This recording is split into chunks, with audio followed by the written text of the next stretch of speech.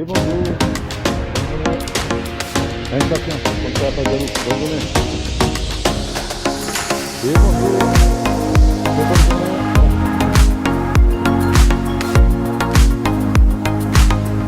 Oui, bonjour. Très bonne journée. Allez, juste aller. Bonne journée. Oui, bonjour. Vous allez bien? C'est monsieur le président.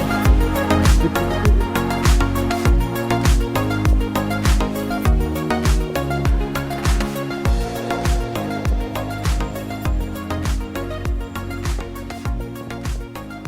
Oui, bonjour.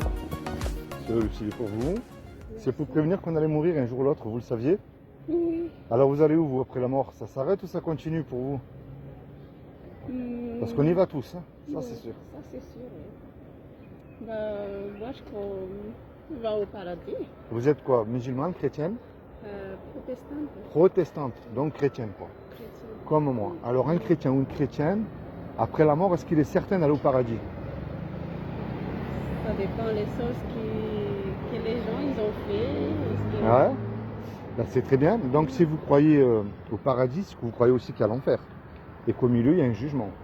Donc comment est-ce que vous savez, vous, en tant que chrétienne, si vous faites du bien ou du mal? Sur quoi est-ce que vous vous basez, par exemple?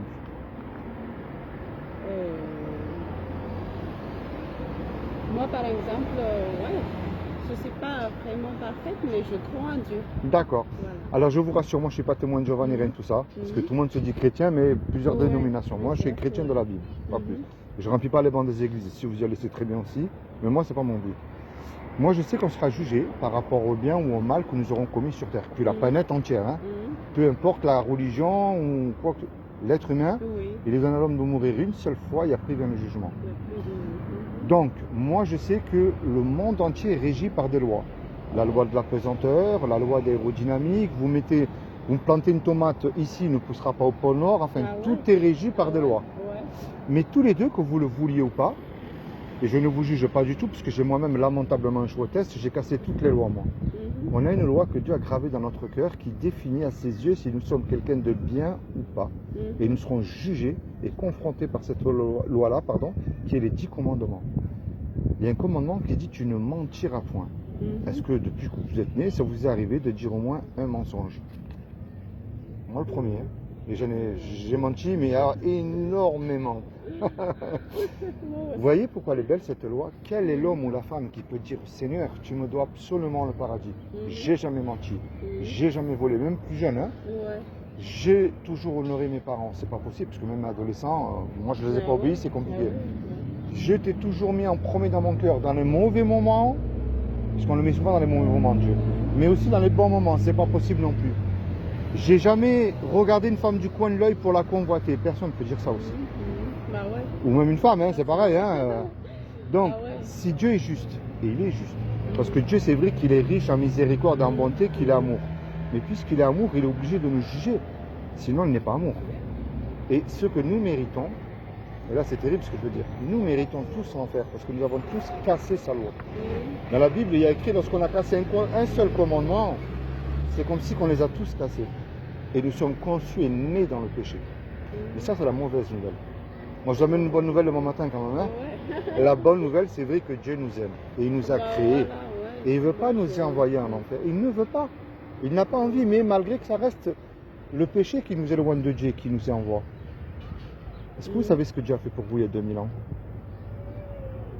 Moi, je sais que dans ma vie, j'ai beaucoup de souffrir, j'ai beaucoup de problèmes. Ouais. J'ai fait, comment dire ça?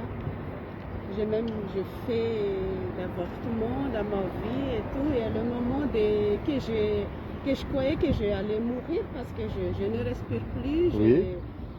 qu'en fait que j'ai déjà 2 enfants, que j'ai séparé de mon mari, je suis divorcée. Et oui, j'ai fait voilà. Et à ce moment-là, j'ai prié, je dis mon Dieu, ne me prends pas maintenant parce que mes enfants, ils ont besoin de moi. C'est normal. Et je ne fais plus jamais des trucs pareils. Bien sûr. Et à ce moment-là, Ah ben c'est ça que je vous emmène, moi. voilà. Il y a 2000 ans, comme Dieu n'a trouvé personne de parfait sur terre. Ni un saint, ni un pape, ce que vous voulez. Mais il a pris lui-même une forme humaine. Il s'est enveloppé justement d'un corps qui est Jésus le Christ. Et il a dit, quiconque, c'est-à-dire vous ou moi, nous croyons qu'il est le Fils de Dieu, qu'il est ressuscité du royaume des morts le troisième jour, eh bien, nous aurons la vie éternelle à ses côtés. C'est aussi simple que ça.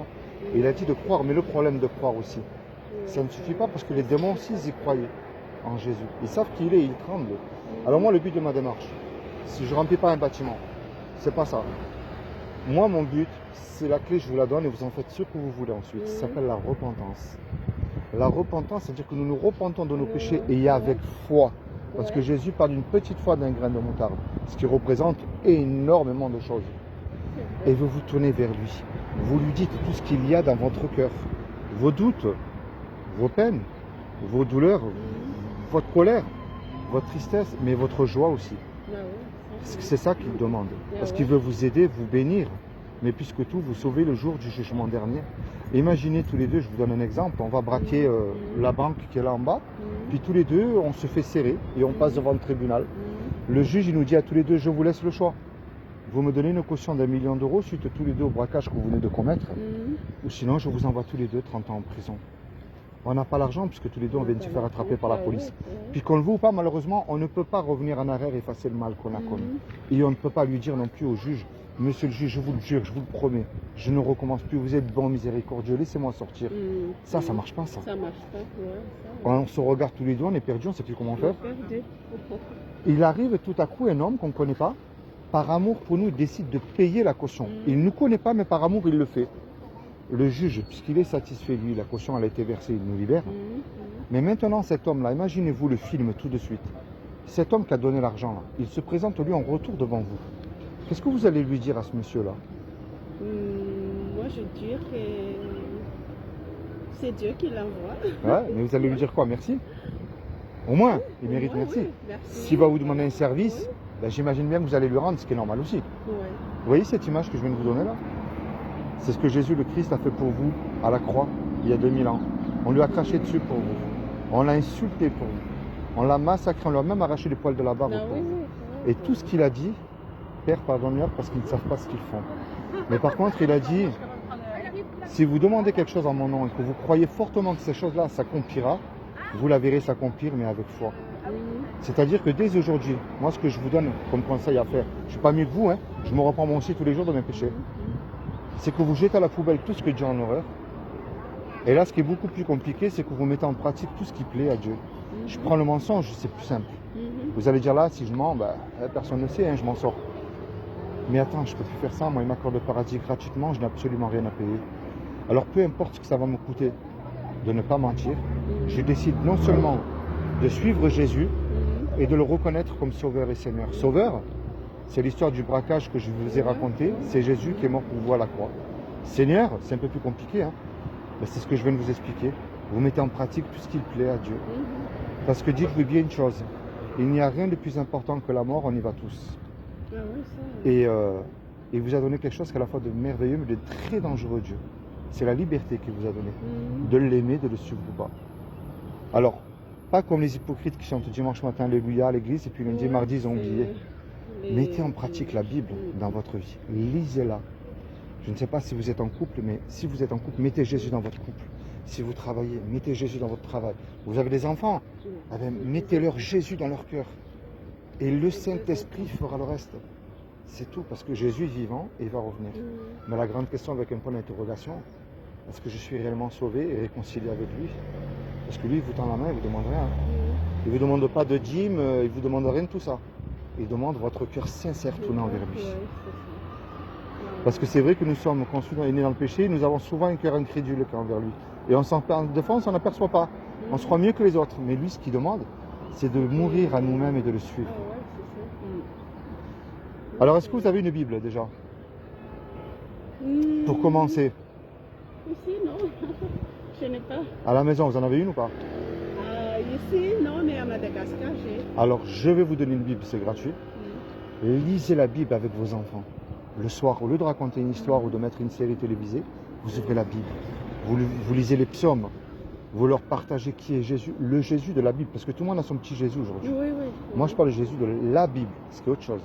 Je vous fais cadeau d'une Bible. Merci. Je vais vous mettre là. Alors vous, c'est pas un hasard que je vous rencontre. Hein. Alors ça, c'est une Bible. D'accord. J'ai mis, lisez où vous voulez, mais moi je vous encourage à commencer dans Jean pour connaître Jésus, pour qu'on dise Fils de Dieu et le Jésus de la Bible.